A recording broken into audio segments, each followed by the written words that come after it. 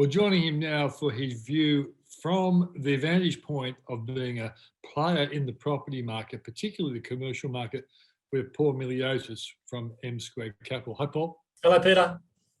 So what are you seeing, with property at the moment? We're always preoccupied with the residential price rises that are always in the news. And it's kind of relevant to you because you lend against the value of residential properties when people come looking for commercial loans and whatever.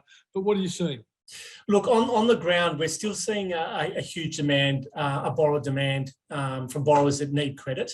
And we're also seeing that investors have still got a thirst to invest in this space. So from that perspective, we haven't seen much change from what we're used to.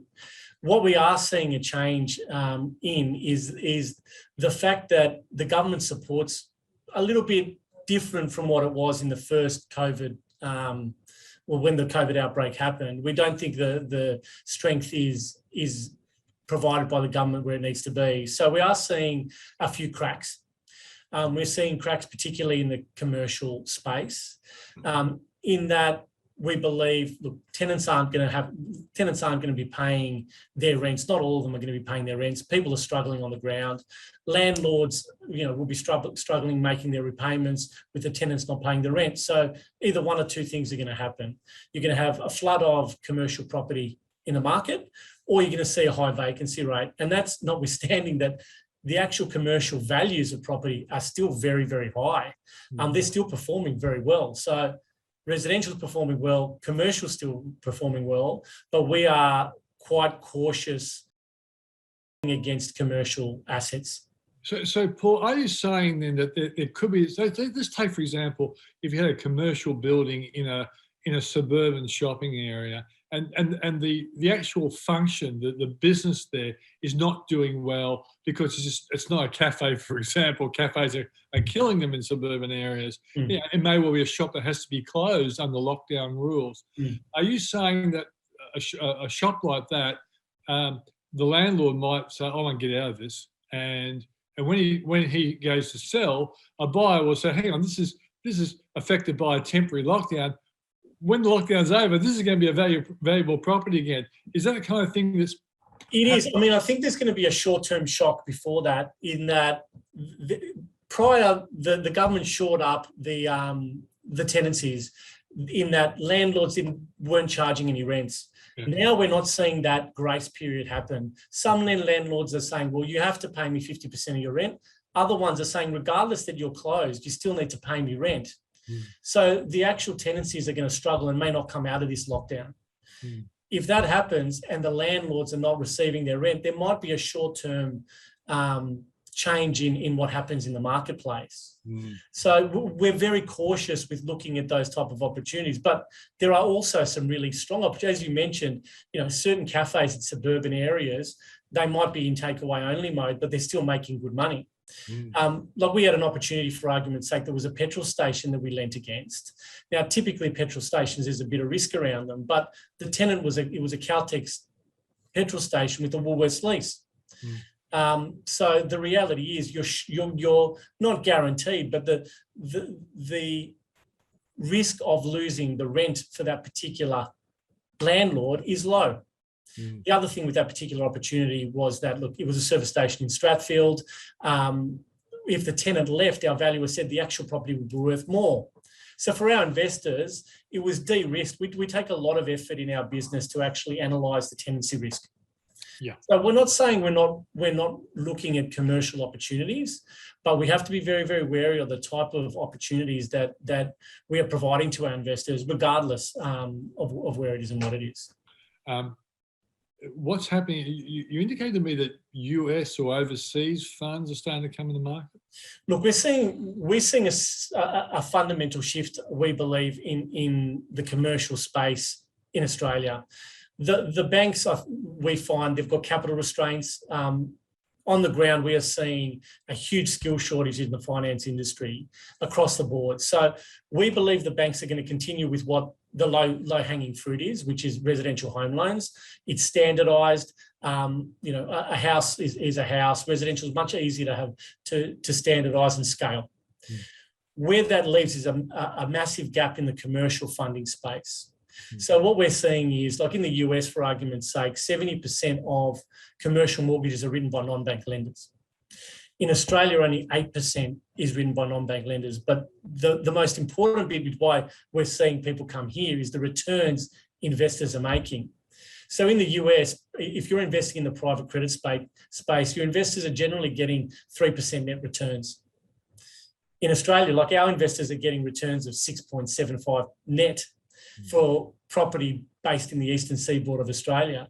So you're seeing people like Ayers Management putting bids, and look, this didn't go through, but it shows you what's happening into AMP. You've got Apollo buying 50% of a non-bank lender. So you're seeing a seismic shift that they can see there's opportunity in the Australian non-bank lender, in the non-bank kind of sector. So we believe we are going to go a lot like what the US is, which is your viewers are going to see a lot more private credit opportunities. They're going to see a lot more commercial loans written by non-banks. Okay. So what does that mean then for the people who lend you their money effectively as savers, and you then on-lend it to borrowers who are often commercial businesses who put their residential property up as collateral? What's that going to do in terms of, if there's more competition, will the returns offered to savers be higher or lower? Look, we with more competition becomes a push down on returns. I mean, we're still seeing strong returns for our investors, as I mentioned before, that they're returning roughly, depending on the opportunity, 6.7% net. With more money coming in, you will find that returns go down. But our job as fund managers is to find that niche where we can give the lowest possible risk to our investors for the highest possible return. So, I mean, as I mentioned before, again, we gravitated to doing a commercial tenancy of a petrol station. We're gravitating to other sectors where we can see an advantage in the marketplace, which we're trying to hold our returns as high as we can for our investors. Okay. One last question. You've painted a picture that's, some businesses and landlords are having challenges at the moment. Is that making you guys, more stringent in your assessment of what can go wrong with the people who are borrowing from you? Look, we've got a very robust process in terms of how we analyse which deals we do. And it's not just about the collateral of a property. We look at the character of the borrower. We look at their history in terms of how they've repaid their mortgages.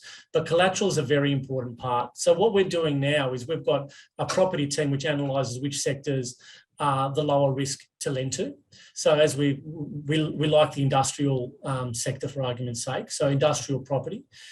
Residential is very strong currently.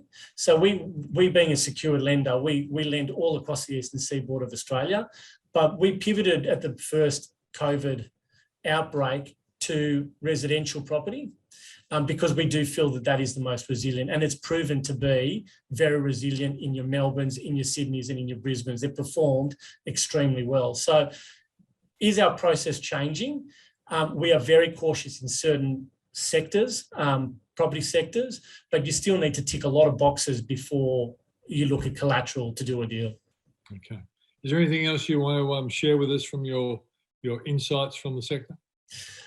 Look, what I do want to say is we are seeing a lot of people pop up in our sector. So you need to be cautious on what the underlying security is. For argument's sake, we've seen people come to us and go, "Oh, Paul, we've seen opportunities at 10% net returns." Yeah. Well, that's great, but when you're only secured against a company and you don't have residential security behind it, I think you need to be cautious about those type of things. So if you don't understand what you're getting yourself into, just don't look at the headline rate of what you're going to be getting.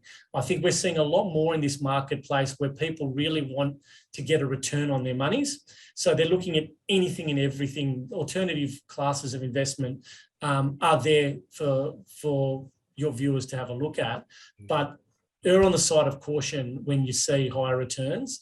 Higher returns, sometimes they are fine, but you are going up the risk curve. You're not looking at a term deposit. You need to really understand what you're doing. Yeah, that's a really important point, that when you're offered really high returns, they are simultaneously offering you higher risk. And that's the important point. That's it. And look, sometimes even when you're looking at lower returns, we see some things saying, geez, it's a 4% return and you're still unsecured. So don't get skewed with just the return. Really ask the question, what am I getting myself into? What is the underlying security? In the unlikely event you don't get your monthly distribution, what are you falling back on from a collateral perspective? Paul, thanks for joining us on the program. Thanks, Peter. It's Paul Miliatis from Msquared Capital.